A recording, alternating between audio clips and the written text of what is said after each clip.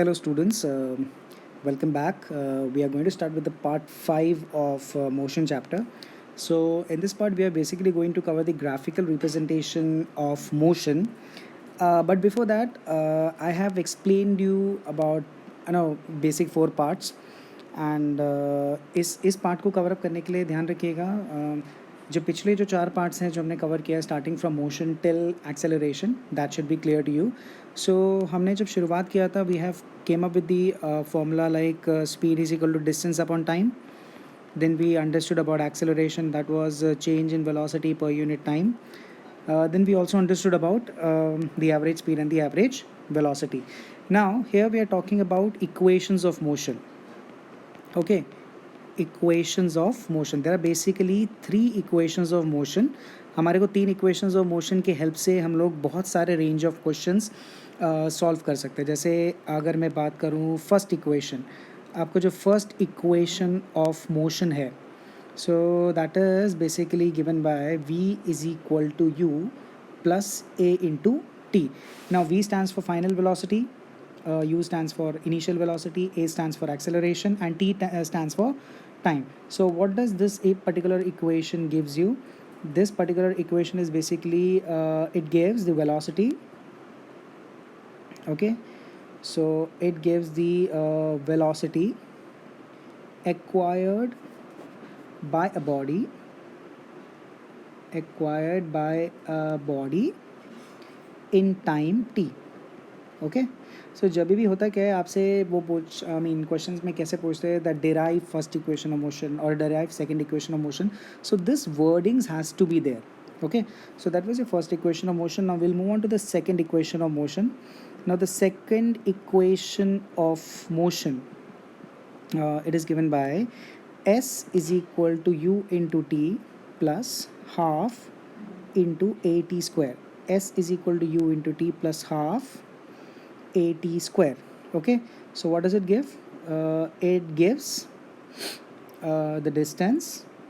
Okay, s means distance, so it gives the distance traveled by a body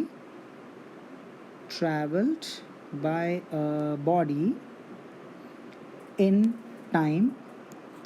Now the best part is what you need to understand this thing, that there are range of questions. हमारे पास बहुत सारे range of questions होते हैं. अब उस question के हिसाब से जो हमें गिवन है उसके हिसाब से हम लोग फर्स्ट सेकेंड या थर्ड इक्वेशन लगाते हैं. Okay, let's come to the third equation of motion. आप लोग ये इक्वेशन देख के डरना नहीं है, it is just simple as that. हमारे पास पहले ही 2 फार्मूलाज आ चुके हैं, हमारे पास अलग अलग फार्मूला है चीज़ों को सॉल्व करने के लिए. तो ऐसे में मोशन को और सिंप्लीफाई कर देता है ये 3 इक्वेशंस. ओके, सो जो हमारा थर्ड इक्वेशन ऑफ मोशन जो है that is basically v square minus u square is equal to 2 into a into s. So that is my third equation of motion. V square minus u square is equal to 2as. So what does it give? It gives the velocity acquired by a body. It gives the velocity acquired by a body. I'll use the word acquired. Okay, so it gives velocity acquired by a body in traveling a distance s. Now what is the catch here? First वाले equation में there is no distance, second और third equation में distance है. Okay, तो ये हमारे पास 3 equations of motion आते हैं. अब earlier on in the previous like a few years back they used to solve this equation mathematically. Okay, but right now NCERT is basically focusing on the derivation which is graphical. Okay, so graphical को करने के लिए सबसे पहले हमारे पास graphical graph क्या होता है इसके बारे में थोड़ा understanding होना चाहिए.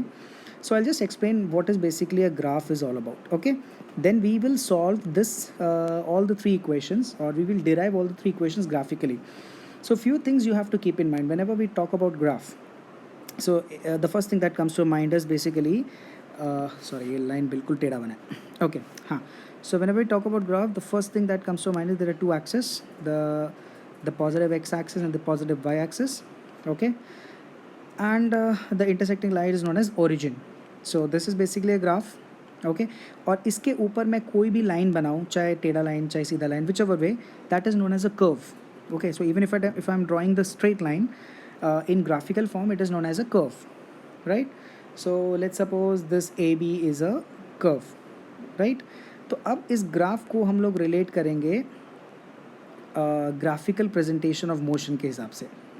Graphical representation of motion. Now there are basically two types of graphs. Okay, तो जब हम ग्राफ्स के बारे में डिटेल स्टडी करते हैं, हमारे पास दो टाइप ऑफ ग्राफ्स होता है. एक होता है distance time graph. One is the distance time graph, and another one is the velocity time graph. Okay, so we are talking about two graphs. One is the distance time graph and the velocity time graph. And whenever we talk about any particular graph, always keep in mind जो आपका जो time है, time हमेशा कौन से axis पर रहेगा? Time always in x axis. Okay, so if I talk about distance time graph, so my graph would be something like this. So this is known as dt graph or distance time graph. And if I talk about the velocity time graph, it will be vt, like this. Okay, so what you need to keep in mind is whenever we talk about the distance time graph or the velocity time graph, the time is always in x axis. So we are just shifting the y axis either with the distance or with velocity. If it is a distance in the y axis, it will be called as the distance time graph. If it is velocity in the y axis, it is called as the velocity time graph. Okay, अब graph में सबसे ज़्यादा जो important है graph की understanding है, उसमें मैं आपको एक थोड़ा सा हेल्प करता हूँ. Like for example there is a concept known as slope of graph. Okay, now slope of graph is the one which we use in the entire motion derivation. मान लीजिए मेरे पास एक ग्राफ है like this.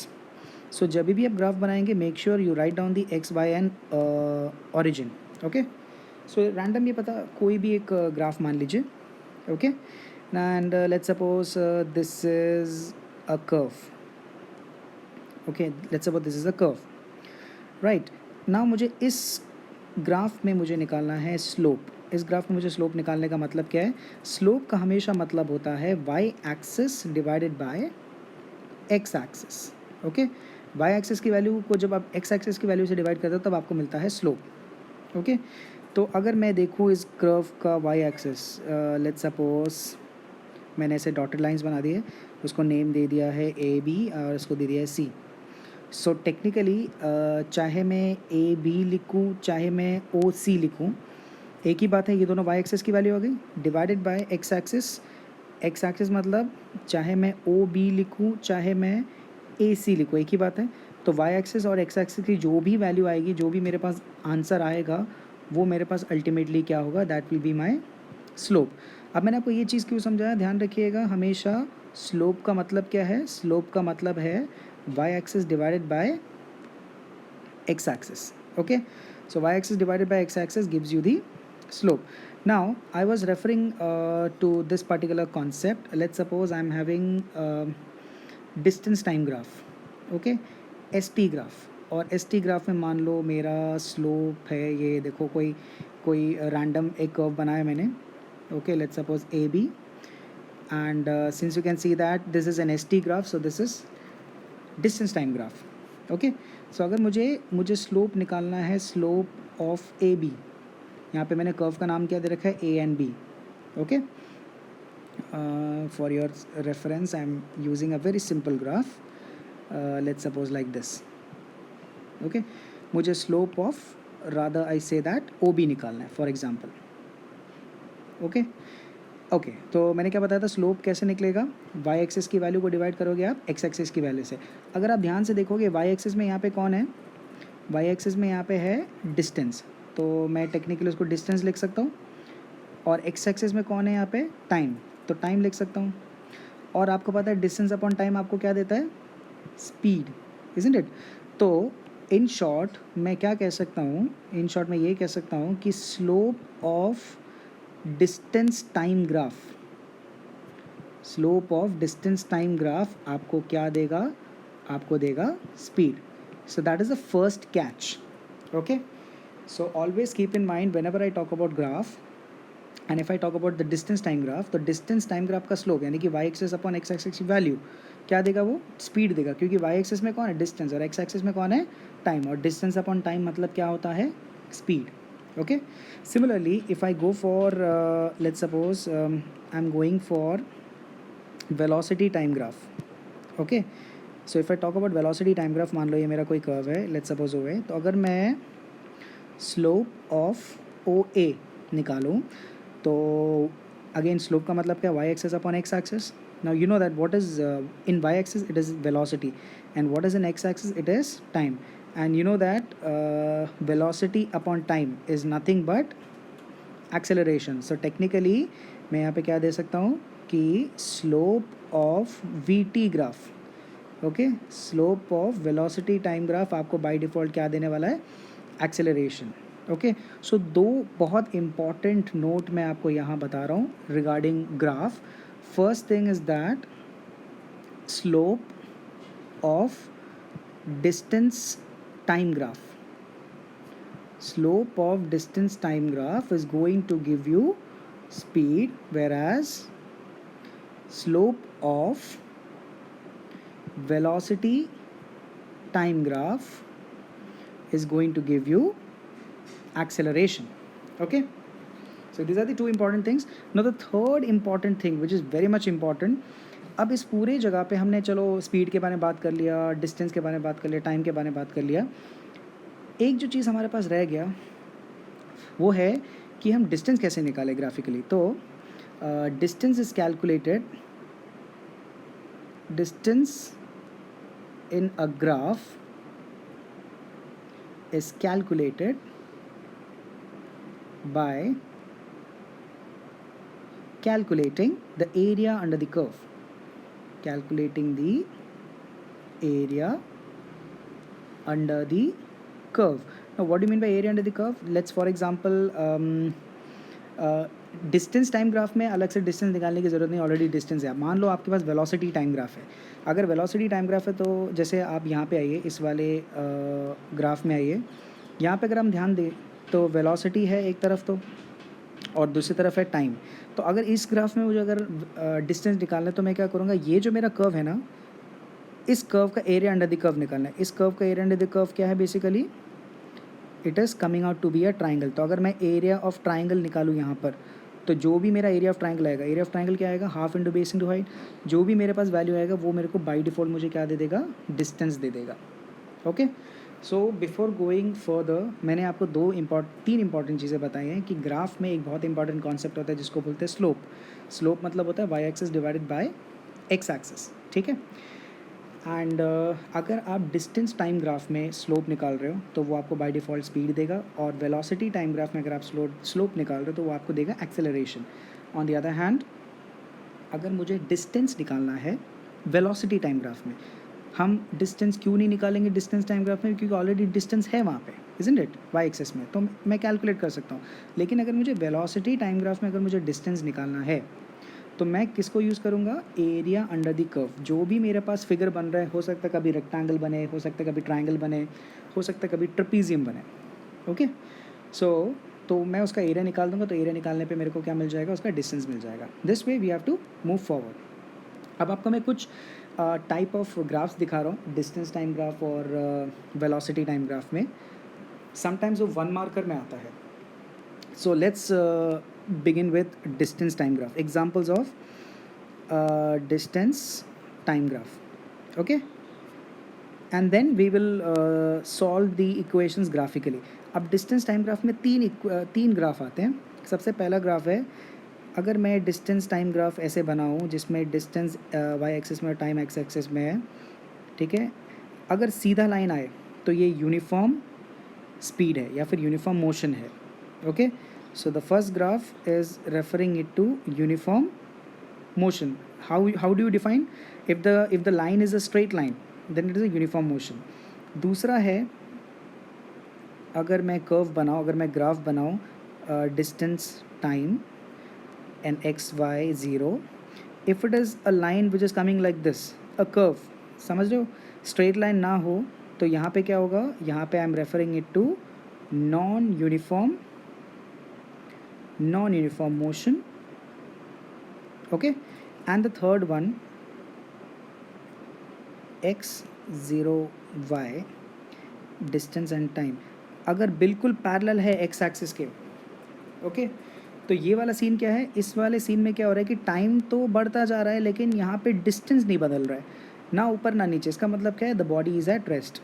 तो third जो equation यानी कि third जो ग्राफ है, it is body at rest या फिर body at stationary. So you have 3 graph to follow in distance time graph. First one is uniform motion. उसका रिलेशन क्या है, the graph will be a straight line. Okay, and ध्यान दीजिएगा यहाँ पे मैंने कौन सा ग्राफ यूज़ किया, distance time graph. Okay, uniform motion के लिए क्या होगा, द ग्राफ इज़ कर्व्ड. ठीक है, सीधा नहीं है, थोड़ा सा टेढ़ा है. एंड तीसरा, if in a distance time graph the graph is parallel to x axis, that means the body is at rest. Okay, now the next one I'm using velocity time graph. So velocity time graph में मैं 2 चीज़ों को define करूँगा, एक retardation को define करूँगा और एक एक्सेलरेशन को भी डिफ़ाइन करूँगा. Okay, so let's go one by one. अगर मेरा वी टी ग्राफ है ये y x 0, ध्यान दे रहे हो, मैं हमेशा जब भी ग्राफ बना रहा हूँ मैं x y और 0 लिख रहा हूँ, कोऑर्डिनेट्स मेरे को लिखना पड़ेगा. Okay, so this is a we t graph. So if it is a straight line, okay, so if it is a straight line, that means I am referring it to uniform acceleration. Why? Because the slope of VT curve gives you acceleration. Now the second one, थोड़ा सा हम टेढ़ा बनाएंगे इसको, I mean the graph. Okay, so again this is a VT curve. अगर graph ऐसे बन रहा है, that means I am referring it to what type of curve, what type of graph, non uniform acceleration. Got it? And third one, if I okay, third one, again x 0 y sorry, VT curve, and if the line is parallel to x axis.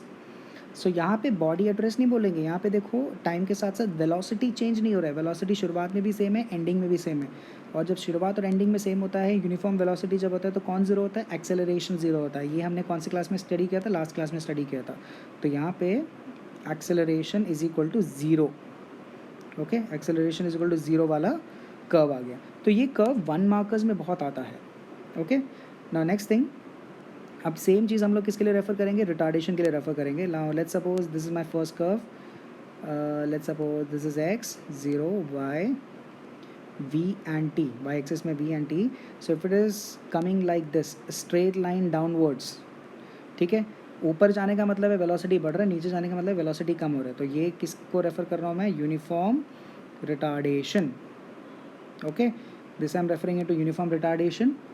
On the other hand, let's suppose the curve is like this. Okay, v y 0 x and t, right? So again हम लोगों ने ये देखा कि if the curve is coming out to be let's suppose like this. Okay, so यहाँ पे क्या हो रहा है, यहाँ पे हो रहा है non uniform retardation. Okay, non-uniform retardation, right?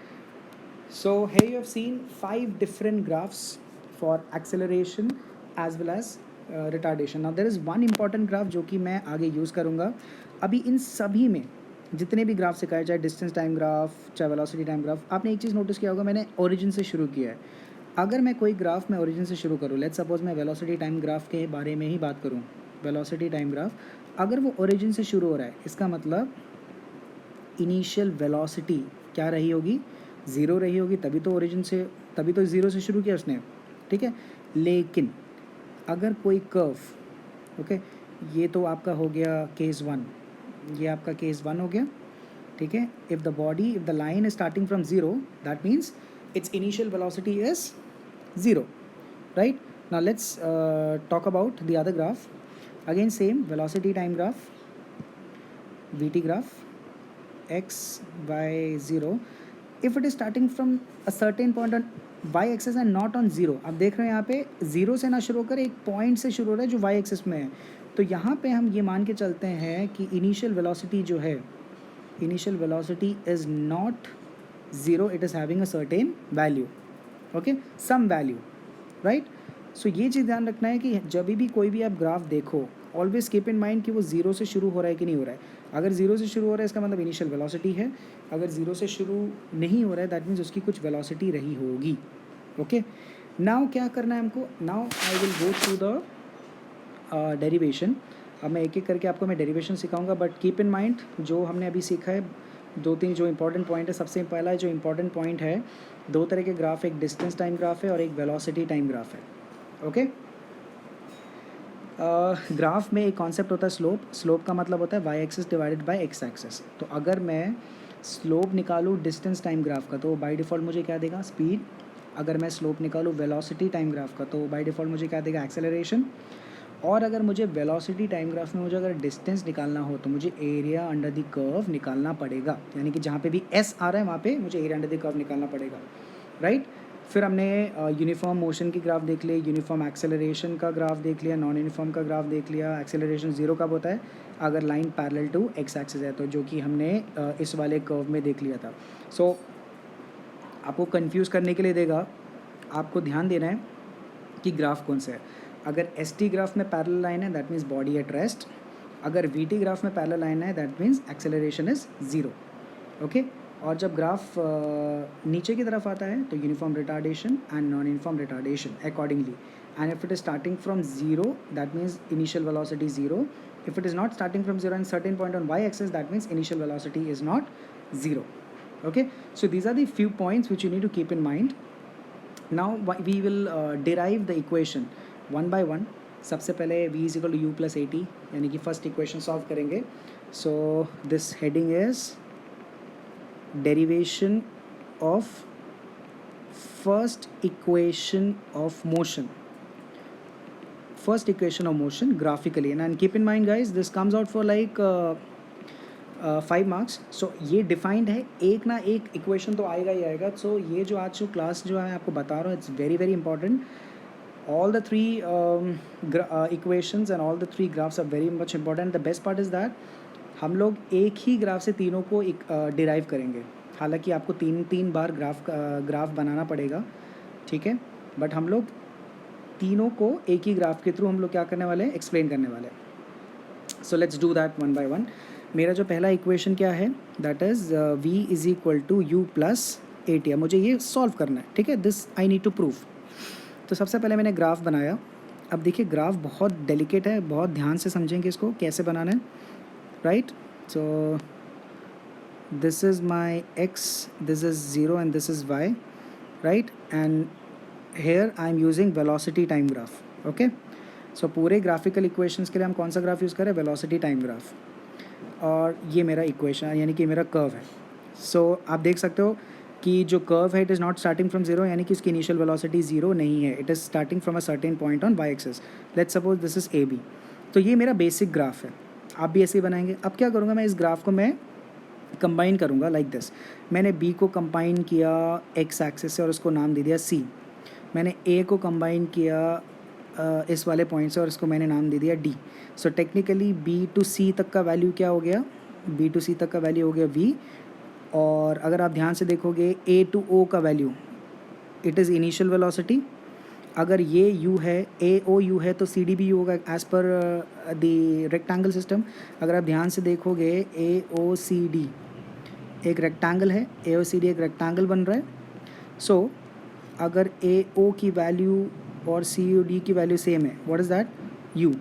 Similarly O C की वैल्यू टी है, ओ सी की वैल्यू टी है, तो ए डी की वैल्यू के भी क्या हो जाएगी, टी हो जाएगी एज़ पर रेक्टेंगल. ओके, सो ये कुछ पॉइंट्स है जो आपको ध्यान रखना पड़ेगा. मोर ओवर अभी जो मैंने क्या बताया आपको, this is D and this value is also you. Okay, so graph आपको समझ में आ गया कैसे बनाएंगे ग्राफ. मैं आपको रैंडम ग्राफ बना के दिखा रहा हूँ अगेन, उसके बाद में इसको मिटा दूंगा. आपने सबसे पहले ग्राफ बनाया like this, X 0 y velocity time graph, ठीक है। You will start from a certain point on Y axis, इसको नाम दे देंगे ए एंड बी, ठीक है। And then you will connect this point, will make it up C, then A को connect करेंगे, will make it up D. ये जो वैल्यू है वो है u, और ये पूरा का पूरा जो वैल्यू है वो है v, और सी डी की वैल्यू भी क्या है u, because it is a rectangle, okay. और ओ सी की वैल्यू t है, तो ए डी की वैल्यू भी क्या हो जाएगी t। So this way you need to make up the graph. कोई भी पॉइंट समझ में नहीं आया प्लीज़ रिवाइंड करो और एक और बार ध्यान से समझो, ठीक है। तो ये तो मैंने बना दिया ग्राफ। अब मुझे क्या करना है, अब मैं निकालूंगा एक स्टेप जो कि नोट होगा, और जो कि मैं फर्स्ट इक्वेशन और सेकंड इक्वेशन के लिए मैं नोट रखूंगा, मुझे नोट रखना ही पड़ेगा। ये वाला नोट क्या है नोट, अब मैं निकालूंगा स्लोप ऑफ ए बी। अगर मैं ध्यान से देखूँ स्लोप ऑफ ए बी का वाई एक्सेस की वैल्यू क्या है, ये वाला वैल्यू है वाई एक्सेस की वैल्यू, और एक्स एक्सेस की वैल्यू क्या है, ये वाला है, ठीक है। तो वाई एक्सेस की वैल्यू है मेरे पास बी डी, और एक्स एक्सेस की वैल्यू है मेरे पास ए डी, इजंट इट। और आपको पता है slope of v T curve आपको क्या देगा, एक्सेलरेशन, तो उसको मैंने डायरेक्टली एक्सेलरेशन लिख दिया। बी डी की वैल्यू मुझे पता नहीं है तो उसको मैं एज इट इज़ रख देता हूँ, बट मुझे ए डी की वैल्यू मुझे पता है, that is t. So technically यहाँ पे B D is equal to sorry, यहाँ पे मेरे पास क्या आ गया, मेरे पास आ गया A is equal to B D by T. So that means I can write it like this कि बी डी की वैल्यू यहाँ से क्या आ चुकी है, A into T, okay. So let's say this is 1। ये जो स्टेप है this is the most important step for the equation, first equation को सॉल्व करने के लिए, ठीक है। अब मैं क्या करूँगा, अब ध्यान से देखना, in the graph B C की वैल्यू क्या है, v है, starting from b, I will just show you with another, starting from b till c, ये पूरा का पूरा वैल्यू क्या है, ये v है, ठीक है। तो मैंने लिखा B C is equal to v, या इसको मैं v is equal to B C भी लिख सकता हूँ, इजंट इट, ओके। अब मैं इसको स्प्लिट करूँगा, कैसे स्प्लिट करूँगा, v is equal to B C की जगह मैंने लिखा B D plus C D, isn't it, split कर दिया, क्योंकि आप ध्यान से देखोगे बी सी की वैल्यू है वो B D plus C D से बना है। Again v is equal to B D की वैल्यू है 80, जो कि मैंने कहाँ से यूज़ किया है, फ्रॉम 1, और सी डी की वैल्यू है u as per rectangle, okay. So let's suppose this is 2। So B D की वैल्यू मैंने ऊपर अभी सॉल्व किया, दैट इज़ 80, और सी डी की value that is coming from u, okay. So you can just write it from 1 and 2। So technically मेरे पास क्या आ गया, v is equal to 80 plus u, या फिर इसको लिख सकता हूँ v is equal to you plus 80, यानी कि मैंने फर्स्ट इक्वेशन को सॉल्व कर दिया है। सो this is the derivation for first equation, okay. So I will solve it again, एक और बार ध्यान से देखो। सबसे पहले मैंने क्या सॉल्व किया, B C is equal to v, इसको फर्स्ट स्टेप रखेंगे। सेकेंड स्टेप में क्या किया, इसको मैंने रीअरेंज कर दिया, v is equal to B C. Third step में मैंने क्या किया, मैंने बी सी को स्प्लिट किया B D plus C D में। देन फोर्थ स्टेप में मैंने क्या किया, I put on the values of B D which is 80 and C D which is u, and fifth step में मैंने क्या किया, v is equal to you plus 80 solve कर दिया। इसलिए ध्यान रखिएगा ये जो नोट है ये सबसे इंपॉर्टेंट नोट है अगर आपको फर्स्ट इक्वेशन सॉल्व करना है तो, ठीक है। सो दिस वे आई कैलकुलेटेड और I derived the first equation of motion graphically. Now I will solve the second equation of motion, okay. Second equation of motion के लिए भी what I will do is, again मैं आपके लिए graph बना के दिखाऊंगा। Second equation of motion, now what is my second equation of motion, my second equation of motion is V square, sorry not V square, second equation of motion जो है मेरा that is s is equal to you into T plus half A T square. Now you see that यहाँ पे कौन आया है, S, S मतलब distance, और बात किसकी कर रहे हैं, velocity time graph. Velocity time graph में डिस्टेंस कैसे निकलेगा, in velocity time graph distance is calculated कैसे, अभी ऊपर मैंने आपको बताया था, by using area under the curve, ठीक है, एरिया अंडर द कर्व। इस चीज़ को हम ध्यान रखेंगे, ये जस्ट मैंने आपके रेफरेंस के लिए मैंने ये समझाया है। अब क्योंकि एस आ रहा है इसलिए मैं area under the curve use करूँगा, okay. Again I use the same graph, graph बनाने का तरीका मैंने आपको बताया अभी। फर्स्ट ऑफ ऑल आप एक ऐसे ग्राफ बनाएंगे, this is velocity time graph, ठीक है, this is x, this is why and this is 0, It will start from a certain point on y-axis and let's say that is A and B. Okay B को मैं join करूँगा, वहाँ पे बन गया सी, and इसको मैं ज्वाइन करूँगा, वो बन गया मेरे पास डी. ओके ये वाला वैल्यू मेरे पास यू ऑलरेडी है, आपको पता है क्योंकि ये यू है, राइट. और ये अगर टी है तो ए डी की वैल्यू भी टी हो जाएगी, राइट. और अभी जस्ट ऊपर आपने बी डी की वैल्यू कैलकुलेट की थी, वो क्या थी, ए इंटू टी. अभी मैं वापस आपको बताऊंगा कि कैसे कैलकुलेट करना है. और पूरा ये बी टू सी तक का वैल्यू आपका क्या आ रहा है, that is v. Okay so you will write a note here. Note is what, that slope of A B. Slope of A B क्या है, ए बी का वाई एक्सिस की वैल्यू देखो, ए बी का वाई एक्सिस का value है B D और x axis का वैल्यू है A D. So B D upon A D, right. And you know the slope of v T curve gives you acceleration, तो उसको मैं ए लिख देता हूँ. बी डी की वैल्यू मुझे पता नहीं है, ए डी की वैल्यू मुझे पता है विच इज़ टी. तो यहाँ से क्या आ गया, बी डी की value which is a into T. ये वो सेम स्टेप है जो हमने ऊपर यूज़ किया है, लेकिन इसमें भी हमें बार बार यूज़ करना पड़ेगा. So again the graph is same, this step is also same, so this note has to be there in the derivation. अब क्या करना है, मुझे सॉल्व करना है. सबसे पहला स्टेप देखिए, सबसे पहला स्टेप होगा, अब क्योंकि एस आ रहा है तो मैं क्या लिखूँगा, area under the curve. Now area under the curve मेरे को अल्टीमेटली क्या देगा, एस, इजंट इट. और यहाँ पे मैं दो एरियाज़ कैलकुलेट कर रहा हूँ. एक, अगर आप ध्यान से देखो, एरिया ऑफ ट्राइंगल जो कि है ए बी डी.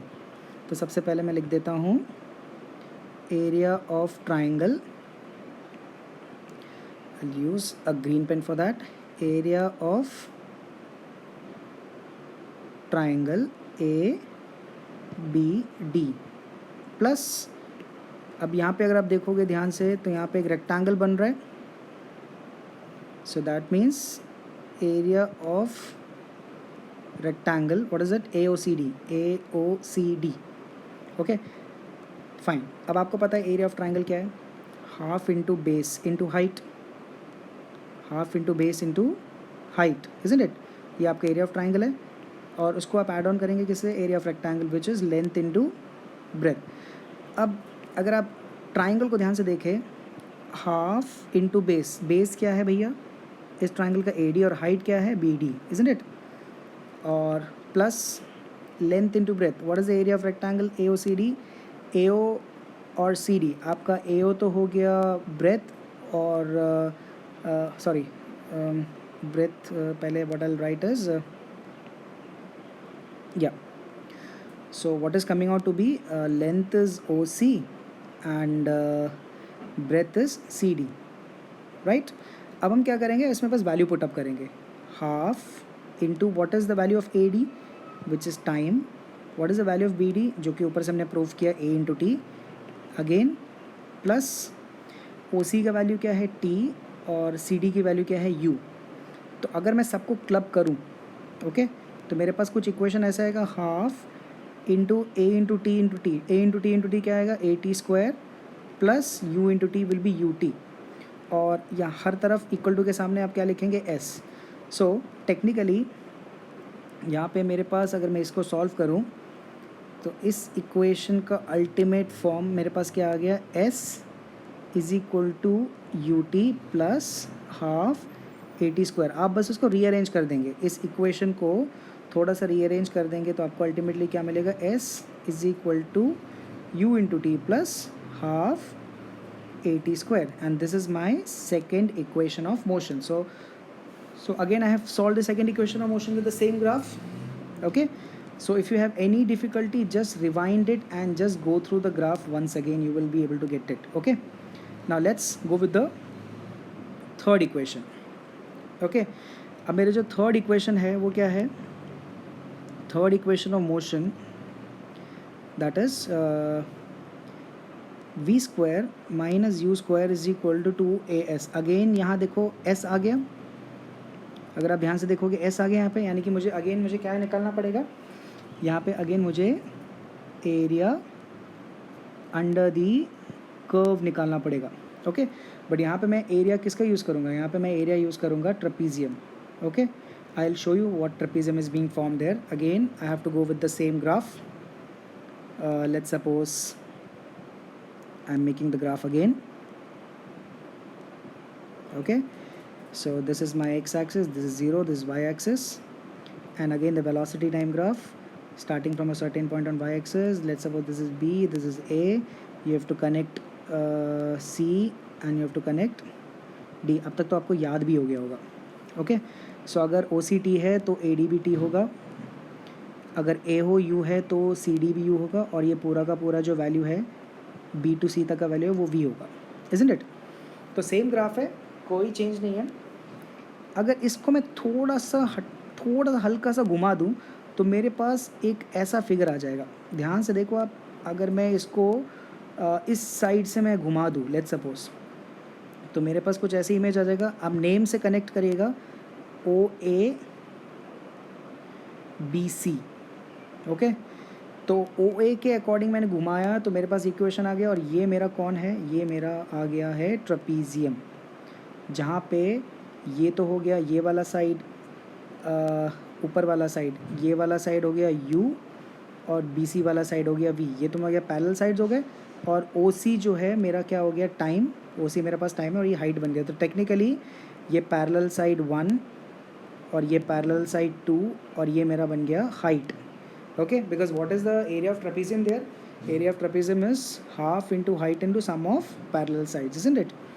तो अगेन अब मैं डिराइव करूँगा. सबसे पहले मैंने लिखा area of trapezium OCBA is equal to what? Half into height into sum of parallel sides, isn't it? Okay, area of trapezium को मैंने ले लिया S, area under the curve हो गया S, हाफ. अब इस ग्राफ के हिसाब से मेरा हाइट जो आ रहा है वो क्या आ रहा है, T, और इस ग्राफ के हिसाब से, इसी ग्राफ के हिसाब से मेरे जो पैरेलल साइड्स आ रहे हैं वो क्या आ रहा है, U प्लस V. यस और नो? अगर आप एक बार ध्यान से देखो ग्राफ को, ठीक है, तो आपका जो पैरेलल साइड है वो AO है और CB है. ठीक है, parallel side AO and CB. तो उसको मैं थोड़ा सा उस रेफरेंस में लिख देता हूँ. As per the diagram, the height is OC into sum of parallel sides. Parallel side is OA plus CB or BC, whichever way. Then you put down the values, half into T into U plus V. Yes?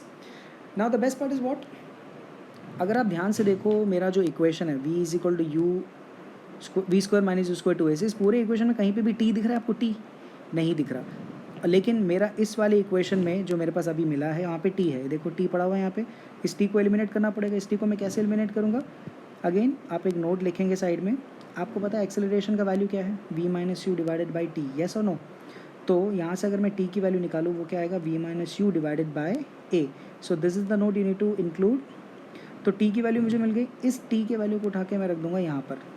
Okay, तो क्या मिलेगा, S is equal to half into T के जगह पे मैं क्या लिख दूँगा, V minus U divided by A, और ब्रैकेट के बाहर U प्लस V जो ऊपर था, पड़ा हुआ था. ठीक है, सो अल्टीमेटली आपके पास क्या मिला, S is equal to half into V minus U divided by A into V plus U. Yes, as per the equation, right? अब इसको थोड़ा सा रीअरेंज करेंगे. S is equal to V square minus you square upon 2A. कहाँ से आया आपको पता होगा, एक इक्वेशन लगाए V plus U, V minus U is equal to V square minus you square. कहाँ से आई है, A प्लस बी और A माइनस बी आपको क्या देगा, A square minus B square. So वहीं से मैंने निकाला है. सो इस इक्वेशन को मैंने सॉल्व किया, V प्लस यू और V माइनस यू को. इसको मैं थोड़ा सा क्लीनली लिख देता हूँ. हाँ, तो V minus you and V plus u को मैंने लिखा V square minus you square, और 2 इंटू A, नीचे जो डिनोमिनेटर में 2 और A था वो मल्टीप्लाई हो गया. अब क्या करूँगा, इस 2 को मैं यहाँ भेजूँगा. तो अल्टीमेटली मेरे पास क्या आ गया, 2AS is equal to V square minus you square, या फिर इसको क्या लिखेंगे हम, V square minus you square is equal to 2AS. And hence I have proved my third equation of motion. Okay, so ध्यान क्या देना है हमें, यहाँ पे हमें यूज़ करना है एरिया ऑफ ट्रेपीजियम। ओके, अगर आप ए ओ सी डी को थोड़ा सा घुमा देते हो लाइक वाइज, तो यहाँ पे आपको एक ऐसा फिगर मिल जाएगा, ठीक है, और इसी को आपको सॉल्व करना है, राइट। ये आपका ट्रेपीजियम था। उसके बाद क्या किया, एरिया ऑफ ट्रेपीजियम का फॉर्मूला लगाया, right, half into height into sum of parallel sides, height की जगह पे T, sum of parallel sides की जगह पे यू प्लस वी। अब इस टी को एलिमिनेट करने के लिए मैंने क्या किया, टी की वैल्यू निकाली, टी की value V minus you upon A, उसको मैंने रिप्लेस कर दिया टी के वैल्यू के साथ। अल्टीमेटली मेरे पास क्या है, v minus you upon a into v plus u. This is the equation, s is equal to half v minus you upon a into v plus u, and नीचे half into v minus u v plus u को मैंने यहाँ से refer किया तो मुझे क्या मिला, V square minus you square, और नीचे 2 इंटू ए था तो 2a लिख दिया, और 2a उधर चला गया तो 2as is equal to v square minus you square. तो ultimately I get v square minus 2as। तो यहाँ पे आपने 3 इक्वेशन सॉल्व किए ग्राफिकली। एक आपने सॉल्व किया v is equal to you plus A into T, that was your first equation. Okay, second equation was s is equal to you into T plus half at square, that was my second equation, and third equation was v square minus u square is equal to 2as, so that was my third equation. Okay, right, so these three equations are very much important, they come out in 5 markers, बहुत ही important है ये सारे के सारे। कोई भी doubt होता है रिवाइंड करो, स्टडी करो उसको अगेन, राइट। तो अभी आपने ग्राफिकल इक्वेशन देखा, आपने फर्स्ट इक्वेशन देख लिया, आपने सेकंड इक्वेशन देख लिया है, एंड आपने थर्ड इक्वेशन भी देख लिया है, right. So as of now हम लोग इतना ही रखेंगे, right. So thank you so much students, and revise it, उसका नोट्स बनाइए प्रॉपर, राइट। पहले एक बार आप प्रॉपर वीडियो को देखकर नोट्स बनाएंगे, एंड देन उसके बाद रिवाइज करेंगे at least 2 and 3 times. The more you practice the more you will be able to get the concept. Okay, so as of now I am wrapping it up. So for today, we have understood the basic aspects of graph and how to derive all the three equations of motion, right. So thank you so much students, thank you, and